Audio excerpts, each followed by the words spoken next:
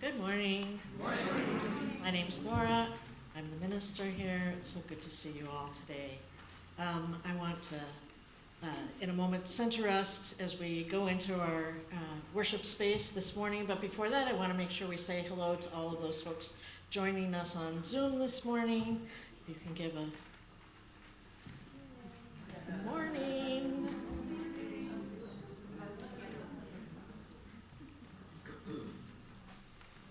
We enter into our theme of gratitude for the land today with these opening words from Indigenous botanist, scholar, and wisdom teacher, Robin Wall Kimmerer. She writes, "Knowing that you love the earth changes you, activates you to defend and protect and celebrate. But when you feel that the earth loves you in return, that feeling transforms the relationship from a one-way street into a sacred bond. Come, let us worship together."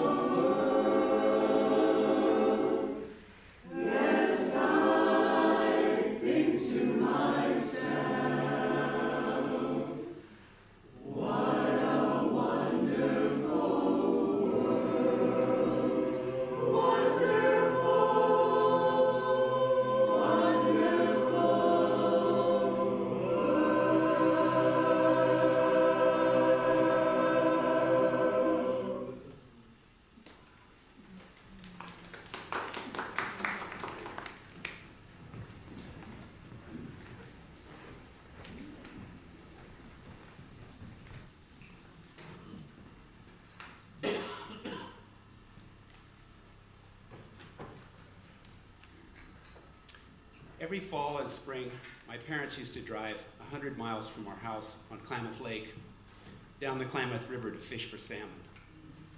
They had to drive that far to get downstream of of the 4 dams that completely block the salmon from the Klamath Basin.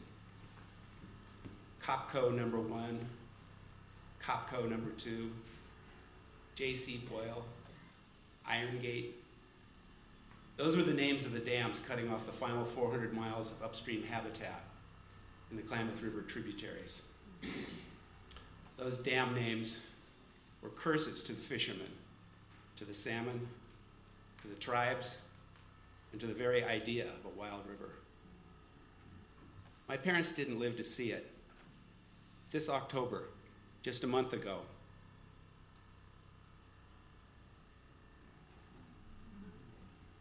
salmon returned to the Klamath Basin. Fall Run Chinook swam 350 miles up the river, through Klamath Lake, the spawning grounds on the Klamath tributaries, and more are coming. The salmon have returned because the Yurok, the Karuk, and the Klamath tribes, and their allies, fishermen and environmental groups, won a decades-long battle to remove the 4 impassable dams from the river, the largest dam removal in U.S. history. The dams came down in 2024, and amazingly, some salmon found their way back within a year, and more are coming. The Klamath Basin and its waters were the historic lands of the Klamath, the Modoc, and the Yahuskan tribes. An 1864 treaty forced these tribes to cede 20 million acres, but the tribes retained their ancient rights to hunt, fish, and gather on the ceded lands. And they retained the water rights to make this possible. So after decades of litigation, the courts found that tribal water rights take precedence over agriculture and hydropower, and the dams came down. We so seldom get good news, hopeful news. Let us celebrate the return of the salmon as a sign of healing. Healing for the land, healing for our relation with the tribes. Now, fighting dams is a Western tradition. Wallace Stenger, the so-called dean of Western writers, joined the conservation movement in the 1950s by fighting the Echo Park Dam on the Green River. In his famous wilderness letter in 1960, Stenger told us that wilderness remains important simply because it is there. Important, that is, simply as an idea. Stenger wrote, "One means of sanity is to retain a hold on the natural world, to remain, insofar as we can, good animals. Americans still have that chance, more than many peoples. For while we were demonstrating ourselves the most efficient and ruthless environment busters in history, and slashing and burning and cutting our way through a wilderness continent, the wilderness was working in us. It remains in us, as surely as Indian names remain on the land." He wrote that. Indian named rivers remain on the land in Oregon: the Umpqua, the Chetco, the Winchuck, the Sican. And in California, we have the Tuolumne, the Truckee, the Mokelumne, the Yuba, and connecting both states, the Klamath. Let these names remain on the land, even as the wilderness remains in us, and the names like Copco and Iron Gate fade from memory. We're talking about gratitude for the land today, a special kind of gratitude. It's special because we who are so radically disconnected from the land need a certain humility to appreciate its gifts. Even in our great cities, we need its ecosystem services: clean air and water, carbon sinks, biodiversity, food. And Stenger reminds us that if we want to retain our sanity, we must also appreciate the wilderness simply as an idea. So even if we don't fish ourselves, the very idea of wild salmon returning to creeks in eastern Oregon nourishes the wilderness within us, and that wildness keeps us sane. Although we're grateful for the gifts from our lands, expressions of thankfulness don't balance our accounts. As Reverend Laura explained 2 weeks ago, authentic gratitude is expressed in acts of generosity. And that generosity is not a transaction with the land or its creator. It's not a bargain. It's a caring that arises spontaneously from our appreciation of the land and our connection to it. It's the tribe's decades of struggle to restore a wild river. It's the work we can all do to heal the earth. Planning and politics and problem solving, those are necessary, but they're not sufficient. The land needs our passion too. Our passion for the trees, for the fish, for the wild rivers. So let us remain passionately connected to the wilderness and its waters. Let us travel in that wild country, even if only in our minds, passing into what Stenger called the geography of hope. And today, let that hope grow as we celebrate the victory for the salmon and for the tribes who have survived and who have never ceded their passion or their stewardship for the land.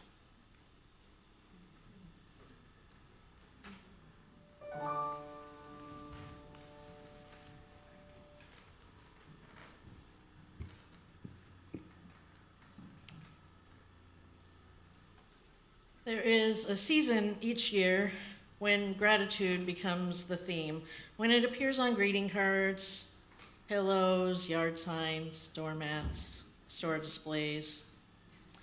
But gratitude, the deep kind, is so much more than a seasonal sentiment. Gratitude is a way of seeing the world and living within it. Today, I want to again reflect on how gratitude can move us into action, especially in relation to the land we call home, and also into relationship with the truth of whose homeland it was. We gather here on the land with a long sacred memory that is the ancestral homeland of the Ramaytush Ohlone, the original people of the San Francisco Peninsula. And we speak these words as a land acknowledgement, and they matter. Speaking the truth matters, especially in a country where so much indigenous history has been silenced, sanitized, or sent into the footnotes. But as a people committed to compassion, courage, and justice, we must ask, what does it mean to say these words with honesty and then allow them to shape our actions and how we live? Because gratitude, if it's real, does not end with a gesture. It's not enough to simply start and end with words of gratitude and acknowledgement for those who came before us without engaging beyond that. Gratitude invites action, alignment, and transformation. To move forward truthfully, we must speak not only of the ancient history, but of the painful continuity. The Ramaytush Ohlone people tended to this land for thousands of years. Its watersheds, its coastal plains, forests, hillsides, they tended to it for thousands of years before colonization arrived with absolutely devastating force. Missions, forced labor, disease, land seizure, and legal erasure. This did not simply disrupt Ohlone life. These things were designed to dismantle it. At one point, it was declared that the Ramaytush Ohlone as a people were extinct. This was not true. The people were not gone. They were scattered, displaced, renamed, silenced, and made invisible for their own safety. Their descendants survived. They survived, but without federal recognition, without treaty rights, without land, and without the institutional structures that many people imagine when they hear the word tribe. Today, the Ramaytush Ohlone descendants are doing the quiet and courageous work of finding one another. finding one another again, reweaving their identity, reclaiming pieces of language, ceremony, craft, ecology, and their story that has only survived in small fragments. And this is important also when we think about the Ohlone people today. There is no federally recognized Ramatash Ohlone, or any Ohlone tribe for that matter. There is no federal recognition of the Ohlone people. This is part of the wound that still exists because of colonization and later because of westward expansion in this country. So how can we turn our acknowledgement of truth and our gratitude for this land that we all treasure so much, and its indigenous habits, who we recognize every week, how do we move that into something that transforms and heals? This form of gratitude, where it stems from, it's not passive. It is reciprocal. It is relational, and it demands care, and it awakens our reverence. We're called into gratitude that acknowledges not only what this land gives to us, but what we owe it in return. And so I'm calling on this congregation today to enter into a practice of healing-aligned gratitude in relationship with our land acknowledgement. And I don't know exactly what that'll look like. The social justice team is just gearing back up, and maybe there are some folks that can help us to work on this. But here are some practices that we might think about. First is truth-telling. Truth-telling is a form of repair. We can learn the history of the people that were here before us, of the Ramaytush Ohlone people. We can learn the history of the mission system. And I mean the other side of history of the mission system. You all know I lived here till I was 13. I had California history in 4th grade, like so many of you did. We did not learn all of the history. You know, those that are my age, you know, Father Sarah was woohoo, hero. We know that's not the case. We can learn the history. We can tell the truth. We can tell ourselves not to dwell in guilt, but to understand the nature of the wound, right? And do what we can to heal it. We can support Ohlone efforts. Now, while there is no federally recognized tribe, there are Ohlone descendants and community-based collectives working to reclaim culture, language, ecological stewardship. We can seek out these organizations, support them financially, publicly, and respectfully. We can honor the land through our ecological care. Gratitude becomes real when we protect what protects us. Native plants, watersheds, and coastlines, and our non-human kin as well. Finally, we can practice humility and de-center whiteness, which is what got us into the mess in the first place. As predominantly non-native descendants here, we need to realize that we are not the ones who get to define what the healing process looks like, right? We can ask others what they need for healing, and we can do our own work. That's our own work. We will not assume that we will get access to the Ohlone people as we go into these endeavors. They have their own process of healing that they're dealing with. This isn't a deal where we get to make an, oh, then we're going to have the Ohlone here. That's not what's going to happen. We don't get to ask for emotional labor or cultural education in exchange for our efforts in offering repair. Because we've taken enough.